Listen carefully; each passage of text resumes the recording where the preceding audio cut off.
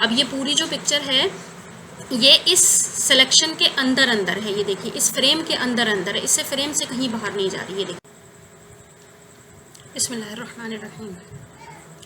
आज का जो टूल है हमारा, वो एक टूल तो ये है क्रॉप टूल।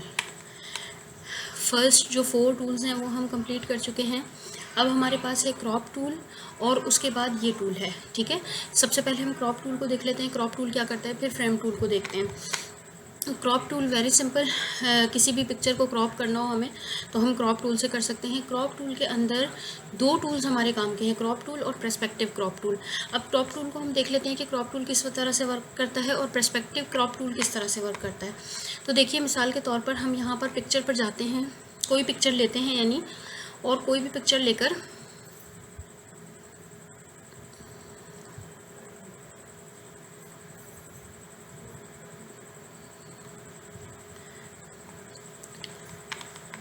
ये देखिए, सबसे पहले हम क्रॉप टूल पर जाते हैं। क्रॉप टूल पिक्चर्स को जो है क्रॉप करने के काम आता है। अब यहाँ पर हमारे पास ये ऑप्शन है कि हमारा जो क्रॉप्ड एरिया है, जिस एरिया को हमने क्रॉप करके क्रॉप में से अपनी सिलेक्शन में से निकाल दिया है, वो रिमूव हो जाए या बाकी रहे। अगर हम इस तरह से कर देते हैं, ओके करते हैं, तो वो एरिया रिमूव हो गया। अब अगर हम दोबारा क्रॉप टूल को यूज़ करेंगे तो वो एरिया रिकवर नहीं हो सकता। लेकिन अगर हम चाहते हैं कि वो एरिया भी रहे बाकी और रिकवर हो जाए, तो ये जो एरिया है यहाँ पर इसको अनचेक कर देंगे। अब ये देखें चेक हुआ हुआ है, ये सिलेक्ट हुआ हुआ है, इसको हम अनचेक कर देंगे। जब इसको अनचेक करके अब अगर हम क्रॉप करते हैं तो जो बाहर का एरिया है वो हमारे पास हिस्ट्री में मौजूद है। ये देखिए, हमारा बाहर का एरिया हिस्ट्री में मौजूद है। हम जैसे थोड़ा सा ऊपर गए, देखिए थोड़ा सा हम ऊपर गए तो हमारा वो एरिया मिल गया। लेकिन उससे ऊपर वाला एरिया जो था वो क्योंकि यहाँ पर ये सिलेक्ट हुआ था, इस वजह से वो बिल्कुल ही डिलीट हो गया, ठीक है। ये देखिए, minus if pixel data outside the crop box is retained और डिलीटेड, ठीक है। तो अगर हम इसको क्लिक करेंगे तो हिस्ट्री में से सारा डिलीट हो जाएगा, और इसको अनसेलेक्ट कर देंगे तो हिस्ट्री में से डिलीट नहीं होगा। ये क्रॉप टूल था। अच्छा, क्रॉप टूल के अंदर ही एक और टूल है पर्सपेक्टिव क्रॉप टूल। ये किस काम आता है, हम पर्सपेक्टिव क्रॉप टूल के लिए इस जगह आ जाते हैं। अब ये बुक है, हमें पर्सपेक्टिव में जो है 4 कॉर्नर सेलेक्ट करने का ऑप्शन मिलता है। ये देखें, इस तरह से हम अपनी मर्ज़ी से कॉर्नर सेलेक्ट करते हैं और फिर ये क्रॉप कैसे करेगा, ये क्रॉप करके, अभी बुक तिरछी है, ये क्रॉप करके इसको सीधा कर देगा। ये देखिए, क्रॉप भी कर दिया, यानी साइड वाला एरिया जो था उसको ख़त्म भी कर दिया और इस बुक को सीधा भी कर दिया, ठीक है। तो ये जो है थोड़ा सा बाज़ दफ़ा चीज़ों को ख़राब भी कर देता है और बाज़ दफ़ा जो है वो सेट भी रखता है, ठीक भी रखता है।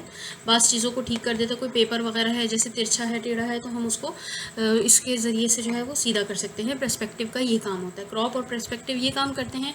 उसके बाद हमारे पास आता है फ्रेम टूल। अब फ्रेम टूल में हम क्या वर्क करते हैं, जैसा कि यहाँ पर अगर आप रखेंगे तो एक सैम्पल जो है यहाँ पर अपेयर होना शुरू हो जाएगा। कर्सर रखेंगे तो सैम्पल अपेयर होना शुरू हो जाएगा। उस सैम्पल में भी आ रहा है कि अगर हमें किसी ख़ास एरिया को सिलेक्ट करके वहाँ पर कोई चीज़ एडजस्ट करनी है, इसकी मैं मिसाल आपको देती हूँ।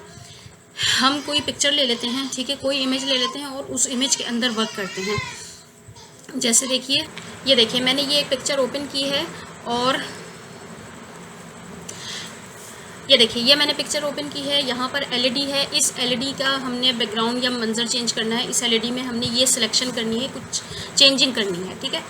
तो अभी तो इसके आसपास कुछ और नहीं है, ये पूरे उस पर लेयर पर यही आ रही है एलईडी। अब हम सबसे पहले जो है अपने फ्रेम टूल को लेते हैं। फ्रेम टूल में देखिए, फ्रेम टूल में हर टूल के ऑप्शंस यहाँ पर अपेयर होते हैं, तो फ्रेम टूल के ऑप्शंस भी यहाँ अपेयर हो रहे हैं। एक हमें फ्रेम टूल में एक सर्कल रेक्टेंगल सिलेक्शन का ऑप्शन दे रहा है और एक सर्कल सिलेक्शन का। हमें रेक्टेंगल सिलेक्शन करनी है क्योंकि हमारी स्क्रीन पर जो भी एलिमेंट है वो रेक्टेंगल है। तो ज़रा सा इसको जूम इन करें और जूम इन करने के बाद हम यहाँ पर रेक्टेंगल सिलेक्शन करते हैं। देखिए, जूम इन करने के बाद हमने रेक्टेंगल सिलेक्शन की। सिलेक्शन में मुझसे थोड़ी सी गड़बड़ हो गई, ज़रा सा सिलेक्शन ऊपर हो गया सिलेक्शन, तो मैं यहाँ से पकड़ के इसको ज़रा सा हल्का सा नीचे ले आऊँगी और इस जगह से थोड़ी सी मुझे जो है कम लग रही है, तो ये देखिए, ठीक है। ये रेक्टेंगल सिलेक्शन का, यानी सिलेक्शन को जो है हम अपने मुताबिक एडजस्ट भी कर सकते हैं स्क्रीन के मुताबिक, यानी जो भी हमारा एलिमेंट होता है। अच्छा, यहाँ पर भी देखें, अगर तो सिलेक्शन ज़रा सी नीचे आने से रह गई है तो हम इसको एडजस्ट कर लेंगे। और एडजस्ट करने के बाद अब हम यहाँ से पिक्चर लेकर आएंगे। ये देखिए, ये पिक्चर है, इसको हम लेते हैं और हम अपनी LCD वाली लेयर पर लेकर आते हैं। अब ये देखें कितने अच्छे तरीके से एडजस्ट हो गई है ये पिक्चर, कहीं भी बाहर नहीं निकल रही। अगर आपने इसको सेट करना है तो ज़रा सा सेट करें, देखिए नीचे भी अगर ले जाएंगे तो LED से बाहर नहीं निकल रही। बल्कि एलसीडी के अंदर ही अंदर है। आप जहाँ पर भी जितना भी मूव करें इसको, ये एलईडी से बाहर नहीं निकलेगी। इसी तरीके से अगर कहीं पर आपके पास सर्कल सिलेक्शन का ऑप्शन है, सर्कल फ्रेम आपको बनाना है, तो उसके लिए भी यही ऑप्शन है कि आप सर्कल फ्रेम बनाएं। ये देखिए मिसाल के तौर पर हम यहाँ पर कर लेते हैं, इसको ओपन करते हैं यहाँ पर, क्योंकि हमारे पास सर्कल का ऑप्शन नज़र आ रहा है, तो हम इस जगह सर्कल फ्रेम बनाते हैं। हम वापस फ्रेम पर आते हैं, अब हम सर्कल सिलेक्शन वाला ऑप्शन लेते हैं और सर्कल सिलेक्शन के लिए हम ये देखिए इस तरीके से सिलेक्शन करेंगे। ये सर्कल सिलेक्शन हो गई। अगर आपको सिलेक्शन एडजस्ट करनी है तो ईजिली आप एडजस्ट कर सकते हैं, कोई इशू नहीं है। ये देखिए, यानी आप ईजिली पहले सर्कल को अपने एडजस्ट करें। आप अपने जो कैनवस है, कैनवस पर जो भी एलिमेंट है उसके मुताबिक करें। इसको हम ज़रा सा देखें, मूव भी कर सकते हैं, यानी सर्कल को यहाँ से यहाँ कहीं भी मूव करना चाहें तो हम इजीली मूव कर सकते हैं। तो ज़रा सा मैं जो है इसको मूव करके और एडजस्ट कर रही हूँ। और उसके बाद हम अगेन जाते हैं पिक्चर पर, कोई भी पिक्चर ले सकते हैं। मेरे पास इस वक्त कैनवस पर ये पिक्चर ओपन है, इसलिए मैंने ये ले ली और यहाँ पर आकर हम इसको एडजस्ट कर देते हैं। तो ये देखिए, अब ये पूरी जो पिक्चर है ये इस सिलेक्शन के अंदर अंदर है। ये देखिए इस फ्रेम के अंदर अंदर है, इससे फ्रेम से कहीं बाहर नहीं जा रही। ये देखिए, ठीक है, जितनी भी आप मूव कर लें इसको, ये फ्रेम से कहीं बाहर नहीं जाएगी। और जब आप ओके करेंगे तो ये बहुत अच्छी एडजस्टमेंट हो जाएगी। ये देखिए, ठीक है। और अनसेलेक्ट कर लें। सिलेक्शन जब तक है, जब तक वो आपको कॉर्नर्स में जो है एरिया भी नज़र आ रहा होगा सिलेक्ट हुआ, लेकिन जैसे आपने सिलेक्शन ख़त्म की तो ये देखिए, तो कितनी बेहतरीन है। ये फ्रेम जो है ये बहुत बेहतरीन है। इससे आप बहुत अच्छे अच्छे वर्क्स कर सकते हैं एडिटिंग के लिए। बेसिकली फ़ोटोशॉप एडिटिंग के लिए बहुत अच्छा है। अच्छा, उसके बाद जो टूल है वो आई ड्रॉपर टूल है। बहुत इजी टूल है, बस इसमें यही फर्स्ट जो टूल है यही ज़्यादा वर्क करता है, यही काम का है आई ड्रॉपर टूल।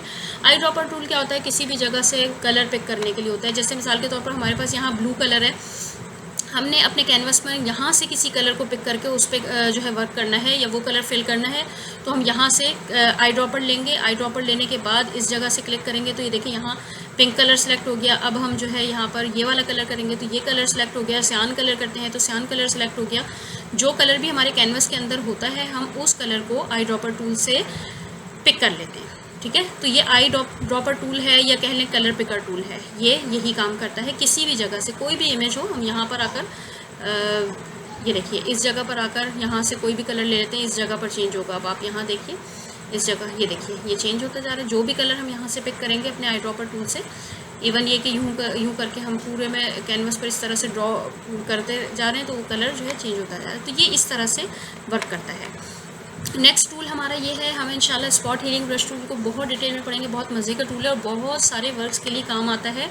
बहुत सारी ऐसी जगह पर इससे वर्क होता है जो हमें काफ़ी सारी चीज़ें कॉपीराइट मिलती हैं, तो उनके लिए हम किस तरह से इस टूल को इस्तेमाल करेंगे हम नेक्स्ट टूल में देखेंगे।